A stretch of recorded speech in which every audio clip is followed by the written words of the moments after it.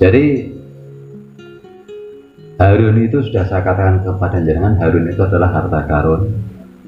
Jadi cara orang mendapatkannya harta karun ini dengan cara nafsu, akhirnya dengan cara melupakan ibadah kepada Allah.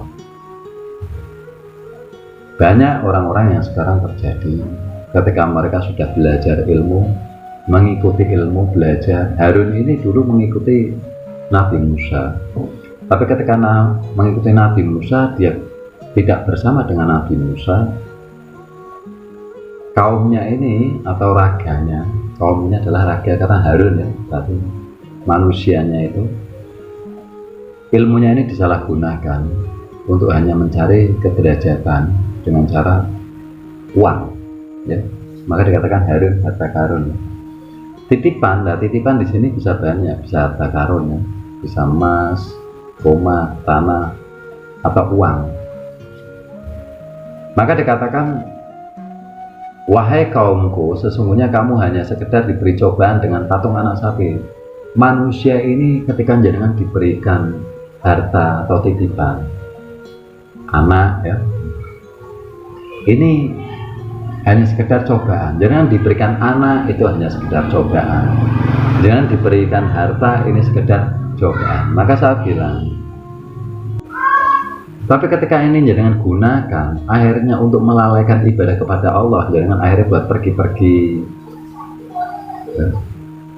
Jangan buat apa sampai lupa ibadah kepada Allah ya, tetap ini namanya menyembah ya. Ataupun karena mobil jangan ini rusak.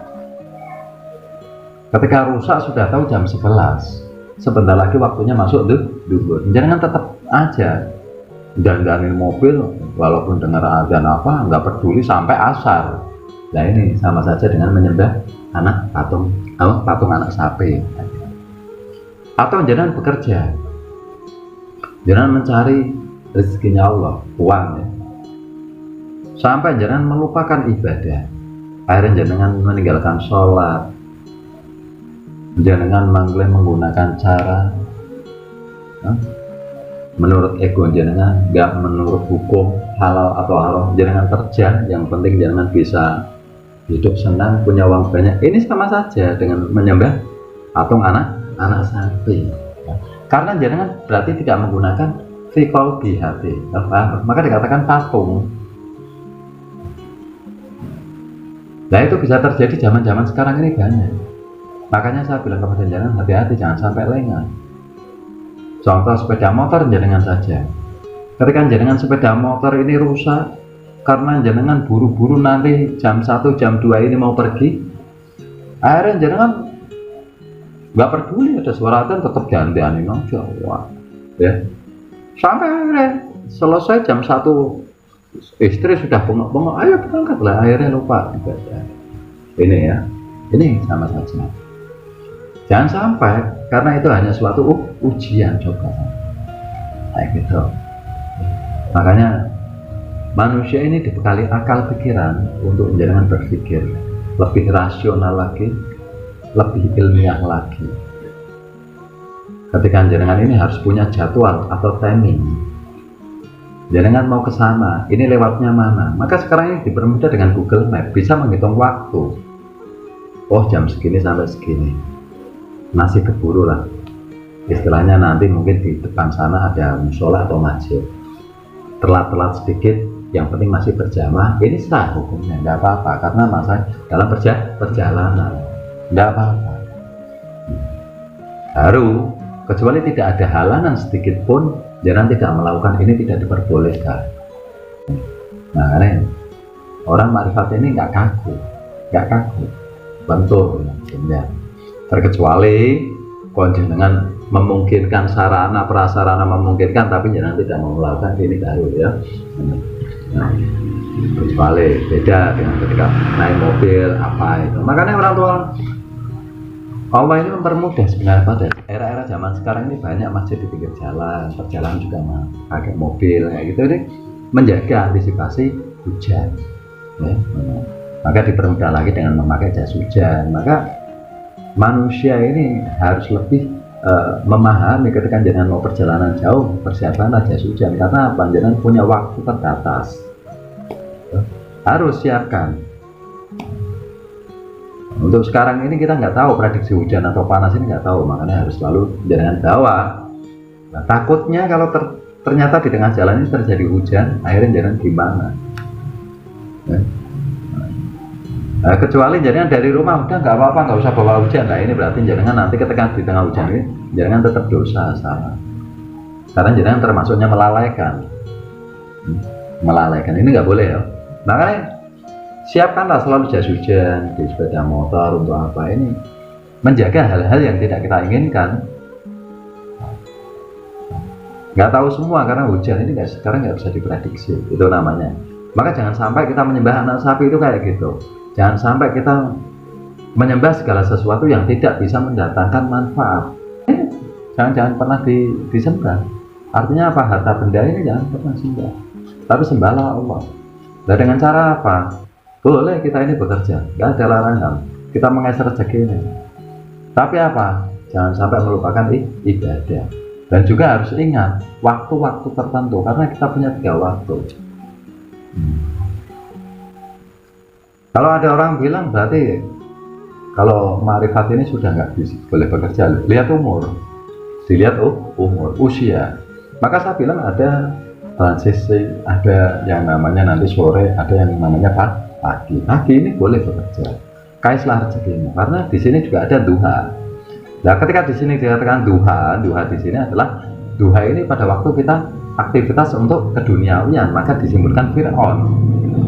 Ya, pertemuan dengan Fir'aun. Nah, pertemuan dengan Fir'aun ini ada 2, yaitu Lebaran, hari raya, dan pagi hari. Maka ketika pertemuan dengan Fir'aun, jangan tetap harus mengalahkan Fir'aun, yaitu tetap mengedepankan ibadah kepada Allah. Yang dimaksud kayak gitu ya. Jadi bukan kerja itu harus pagi, itu enggak. Yang maksudnya usia 0 sampai 40, bekerjalah kamu bekerja. Tapi ketika kamu bekerja, ingatlah kepada Allah Ta'ala, beribadahlah kepada Allah Ta'ala. Karena jangan sampai jangan dikalahkan Fir'aun. Jadi situ banyak penyihir-penyihir.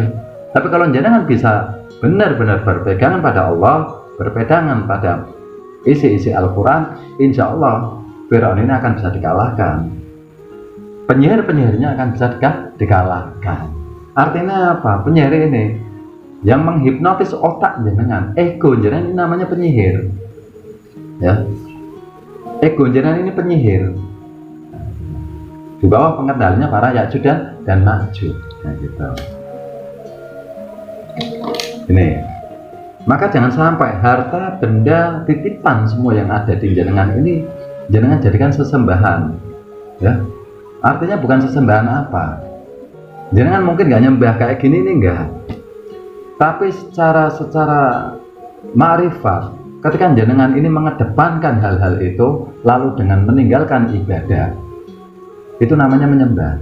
Jadi kata-kata menyembah ini bukan kok kita terus menyembah kayak gini enggak. Saya bilang jangan bekerja sampai meninggalkan ibadah kepada Allah lah. Ya. Maka di sini harus ada namanya fase. Namanya fase. Di mana fase 0, 40, 40, 60 dan 60 sampai akhir ayat. Di sini ada nanti. Nah, Allah ini Maha Rahman Rahim. Maka di situ Allah juga tidak akan mendolimi manusia. Justru manusia itu yang akan mendolimi Allah sebenarnya. Karena ketika jenengan nanti pada usia 0-40 jenengan sudah digembleng dengan keilmuan, justru nanti apa? Perekonomian itu akan menjunjung jenengan. Dengan jenengan mengedepankan ibadah, nanti ke atasnya lebih enak. Tapi kalau justru jenengan di 0-40-nya sudah tidak berpegangan pada hukum-hukum Allah, justru ketika nanti di usia 50 ke atasnya, harta itu yang akan menggerogoti diri jenengan sendiri. Harta itu yang akan menyiksa diri jenengan sendiri. Harta itu yang akan memperbudak diri jenengan sendiri. Ini, ya. Jadi sebenarnya yang dilihat ini kenyamanan, ketentraman itu dari diri kita sendiri, bukan dari pekerjaan. Ya. Ini manusia kayak gitu. Ayo coba jenengan. Manusia ini akan terlihat di usia 50. Mulai 40 ini masa-masa transisi. Maka saya bilang 40 ini masa-masa transisi. Nggak ada yang pada kenal. Inilah Justru kebanyakan orang tidak saling mengenal karena sibuk dengan duniawinya sendiri-sendiri. Makanya jangan kaget kalau ada usia 30, 40 meninggal dunia, bingung pada tetangganya sendiri, padahal jarak berapa rumah, anaknya siapa? Loh, saya nggak pernah lihat lah kayak gitu. Tapi kalau orang tua banyak yang kenal, siapa? Itu orang sana, banyak yang kenal, ya. Karena di usia 40, ketika orang ini belum sadar, orang ini akan apa? Dicambuk oleh Allah. Banyak. Kalau masih muda, masih muda itu kenalnya jauh-jauh, sana. Tetangga nggak ada yang kenal. Itulah. Maka arti pentingnya kita ini bersilaturahmi, arti pentingnya kita ini menjalin tali persaudaraan. Maka dikatakan kalau kita mengejar akhirat, dunia akan ikut. Tapi kalau jenengan mengejar dunia, akhirat tidak akan ikut, benar. Kalau jenengan mengejar dunia, ya, akhirat tidak akan ikut. Orang nggak kenal. Makanya jangan sampai engkau menyembah patung anak sapi. Bahaya. Jangan belajar ilmu agama, walaupun nggak pernah keluar di rumah lagi, karena jangan takut menjaga kedoliman, menjaga fitnah, menjaga lubang 9. Saking takutnya jangan tidak mau keluar, kecuali memang diperlukan atau dibutuhkan. Dia ini terkenal, ya. Pasti akan terkenal, pasti akan tahu. Orang-orang loh pasti akan tahu. Tapi coba jangan keluar terus, terjun, besok mulai. Jangankan orang lain, anak jenengan aja kadang pangling. Mau berangkat, anaknya belum bangun, masih bayi. Pulang, anaknya sudah tidur. Jarak 10 tahun, dipanggil om pasti. Om, ya. Makanya jangan salahkan orang-orang kaya, anaknya tidak mengenal orang tuanya. Jangankan orang lain, anaknya sendiri loh nggak kenal. Jangankan orang lain, kadang loh istrinya nggak kenal. Istrinya saja nggak kenal. Bener, istrinya nggak kenal. Lah gimana mau kenal? Karena saking sibuknya keduniawian, ya. Ketika suami mau pulang, istri berangkat kerja. Ketika istri mau pulang, suami banget. Karena tidak ada keharmonisan rumah tangga. Ya, nggak ada keharmonisan rumah tangga, nggak ada duduk bareng bercengkrama, nggak ada. Yang paling bahaya ini pada era-era zaman sekarang, istrinya pulang kerja kantor, suaminya pulang kerja kantor, pekerjaan dibawa ke rumah, satu pegang laptop, sudah nggak saling mengenal. Inilah dunia sekarang. Jangankan untuk orang lain, satu keluarga aja tidak saling mengenal. Ini bahaya. Tapi beda dengan ilmu agama. Kalau ilmu agama, ini jangankan dengan istri, orang lain saja dikenal. Jangankan dengan istri. Kalau istri jelas, kutuk banget, ngintel terkop buntutnya. Ya, makanya paling penting keharmonisan. Kebahagiaan itu akan tercapai ketika istri dan suami ini bisa guyub rukun dan saling menerima, bukan uang, bukan materi yang bisa menjadikan jenengan ini kebahagiaan dunia, bukan. Ya. Bukan kekayaan yang bisa menjadikan jenengan ini hidup bahagia, ini bukan. Tapi yang bisa menjadikan hidup di dunia ini bahagia, nyaman, tentram, karena suami dan istri saling mengerti. Coro Jawa ini saling terima ing panjur, saling mempercayai, saling menghargai, saling menghormati, saling mengerti antara suami dan istri. Akhirnya adem ayem tentram. Ini. Makanya aibnya suami ini bisa terbongkar dari istri sendiri yang cerita. Aibnya anak ini juga dari keluarga sendiri yang cerita. Bukan orang lain. Orang lain ini hanya bisa mendengarkan dan mencemooh. Kalah ora tombok, menang melu keplok. Ya, ingun. Jadi hati-hati jangan. Maka jangan pernah benar-benar jenengan ini menyembah patung anak sapi, tapi sembahlah Allah Ta'ala. Kembali lagi ke hati. Apa yang jangan cari di dunia ini? Ya, apa? Semua akan ditinggalkan. Semua akan ditinggalkan. Jangankan harta benda, dohiriyah jangan juga akan ditinggalkan.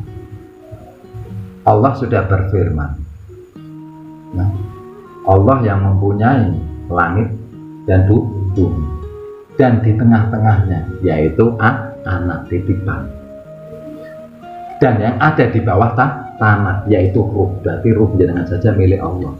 Lah terus kok jenengan tidak mau menyembah Allah? Kita ini bukan siapa-siapa. Kita ini tidak punya apa-apa. Gini, lebih baik kita seperti anak kecil. Pasti orang tua ini, kita ini punya orang tua. Kita ini punya majikan. Kenapa bingung jenengan? Jenengan nggak usah bingung, karena jenengan pasti akan dibayar.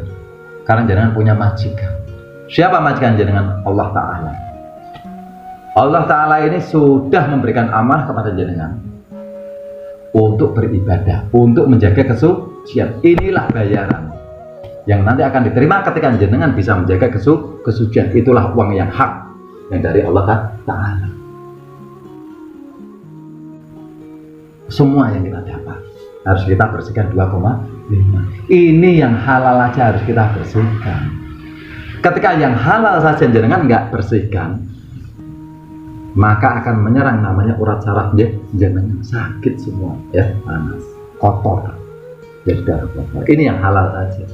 Makanya belajar itu tipis.